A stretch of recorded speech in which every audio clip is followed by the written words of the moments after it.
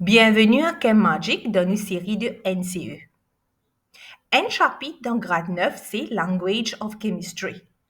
Et dans ce chapitre de Language of Chemistry, là, nous avons différents subtopics. Un subtopic, c'est quoi? C'est the periodic table. Periodic table, c'est une table que nous avons classifié par élément. Maintenant, nous avons deux qualités d'éléments. Nous avons metals, après ça, nous avons non-metals. Comment nous can distinguish entre un non-metal avec un metal? C'est nous can dessine un staircase line starting from boron, as shown in the picture. Donc là, si nous quittons ça l'escalier là, tout bon élément ça qui trouve au bas, ça veut dire indirectement on the left hand side of the staircase, nous pouvons dire c'est bon metal. Et tout bon élément ça qui trouve en haut ça l'escalier là, indirectement on the right hand side of the staircase, nous pouvons dire que c'est bon non-metal. Nous prenons l'exemple. Fait comment dire nous dire calcium. Donc, sur ta route calcium, ce symbole c'est Ca. Tout bon élément maintenant nous représente par une abréviation, ce qu'on appelle symbole. Donc, un exemple, calcium, ce symbole c'est Ca. Donc, nous regardons un petit peu Ca côté T.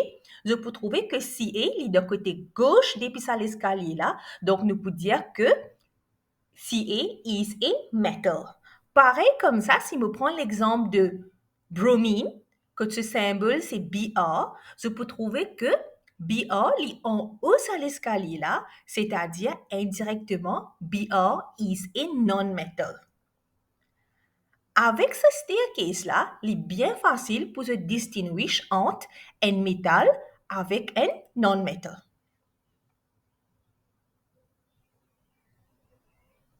Comment on dit tout à l'heure là, chaque élément nous avons une abréviation, ça qui nous appelle un symbole. Pour l'examen, je t'ai posé une définition de symbole. Après ça, si de bonnes questions, les diazotes symbole of hydrogen, symbole of oxygen, je peux pas prendre ça par cœur parce que je peux provide avec une periodic table. Avec ce periodic table, facilement je peux faire un bon symbole of any element. Pareil comme tout bon élément est un symbole, tout bon élément aussi est une valency. Donc, si nous envie de comprendre c'est quoi valency, valency c'est un chiffre. Donc, un chiffre nous dit que c'est un power. Pareil comme dans mathématiques, nous pouvons dire x power 2, x power 3. Donc, c'est un chiffre. Donc, dans chimie, comment nous pouvons définir valency? Nous pouvons dire que the valency of an element is its combining power. Un exemple, nous prenons sodium, ce valency c'est 1. Oxygène, ce valency c'est 2. Pareil comme un symbole, je peux pas prendre non par cœur. Valency aussi, je peux pas prendre par cœur. Avec l'aide de periodic table, facilement je peux recall mon valency de bon élément.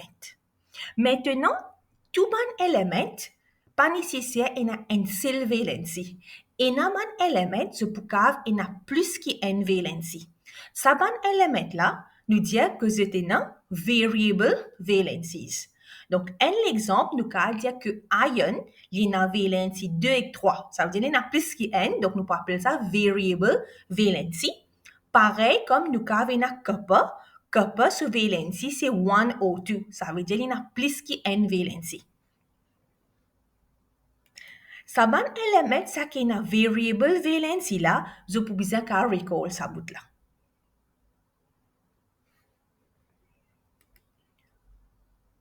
Pareil maintenant, the periodic table, le fait qu'ici y a une table, donc dans une table, en général, nous pouvons avoir une colonne, après ça, nous pouvons avoir une row. Donc ici, pareil, nous pouvons avoir the periodic table, nous pouvons avoir une vertical column, ça qui nous appelle group, après ça, nous avons une horizontal row, ça qui nous appelle period. Ça partie là, déjà, dans grade 8.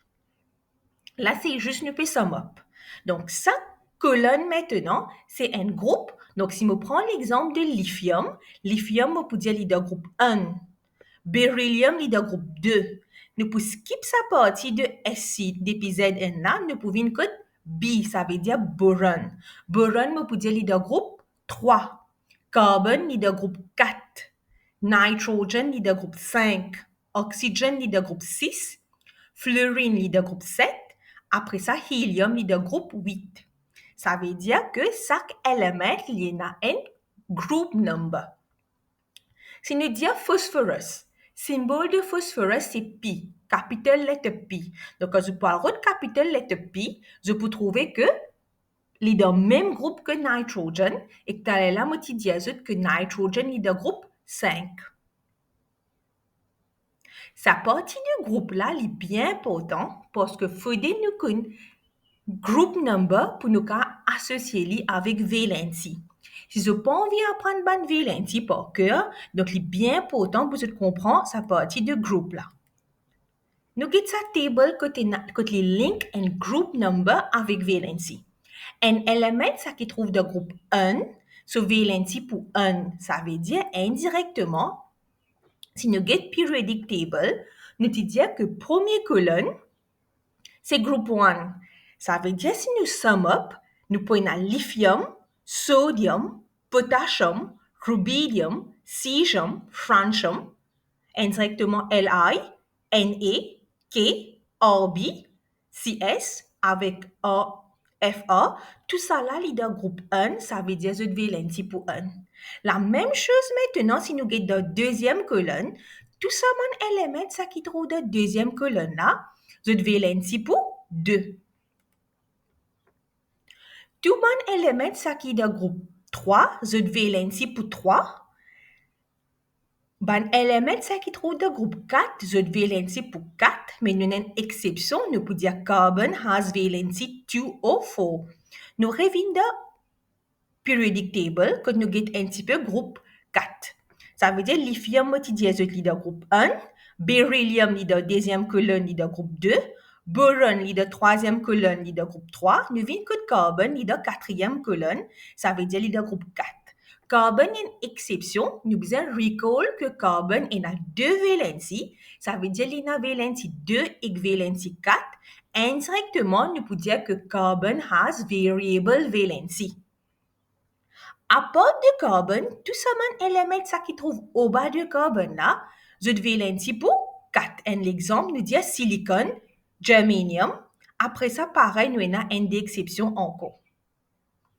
En gros, ce qu'on a de syllabus, c'est pour carbone, que ce valency, c'est 2 ou 4. Next part maintenant. Si nous avons groupe 5, donc quand nous pouvons groupe 5, qui nous peut trouver, nous pouvons dire que nous pouvons servir une équation, que nous pouvons dire 8 minus group number. Ça veut dire que si un élément est dans groupe 5, nous pouvons dire 8 minus 5. Ça me fait 3. Ça veut dire indirectement, tout bon élément ça qui se trouve dans groupe 5, se valency pour 3. Définitivement, nous avons une exception, comme on disait tout à l'heure là. Une exception dedans, c'est phosphorus, que ce valency, c'est 3 ou 5. Nous avons les autres éléments de groupe 5, ça qui se valency pour 3. Donc, nitrogen, ce valency, c'est 3. Phosphorus, ce valency, c'est 3. Mais additionnel, il y a 5. Après ça, pareil, nous avons encore un élément de groupe 5, ça qui est valency pour 3. La même chose maintenant, si nous get pour groupe 6, sur équation qui peut être pour 8 minus 6. Ça me fait 2. Ça veut dire oxygène, ce valency pour 2. Sulfur, ce valency pour 2. Sélénium se valency pour 2, mais comme on dit, exception, il peut exister. Donc, sulfur, il peut y avoir 10 valency de 2, il peut y avoir aussi valency de 2, 4, 6. Sa partie de variable valency là, je peux bien recall. Un élément ça qui trouve dans le groupe 7, ce valency qui peut être, il pour 8 minus 7, ça me fait 1. Donc, si nous get maintenant periodic table, nous get un coup qui bon élément, ce valency pour 1. Donc, groupe 7, c'était plutôt colonne de fluorine. Donc, fluorine pour une valency 1, chlorine pour une valency 1, bromine pour une valency 1, iodine aussi pour une valency de 1. Ce qui nous reste maintenant, c'est dernière colonne, ça veut dire groupe 8. D'après nos équations, c'était quoi? 8 minus group number. Ça veut dire 8 minus 8, ça me fait 0. Ça veut dire valency de hélium, néon, argon, krypton, xénon, tous autres valency pour 0. C'est une raison pourquoi il nous dit que they are noble gases, ça veut dire indirectement they are chemically unreactive, c'est parce que cette valency c'est 0. Sa méthode-là, il y a une short way to remember the valency. Telle sorte pour vous apprendre tout ça dans valency-là, un par cœur. Donc là, il y a juste une table que tu sum up majorité de ban éléments, ça qui est supposé comme ce valency. Comme on dit, il y a une valency que vous avez à recall. Si nous prenons l'exemple de hydrogen, donc hydrogen maintenant nous avons à recall que ce valency c'est 1.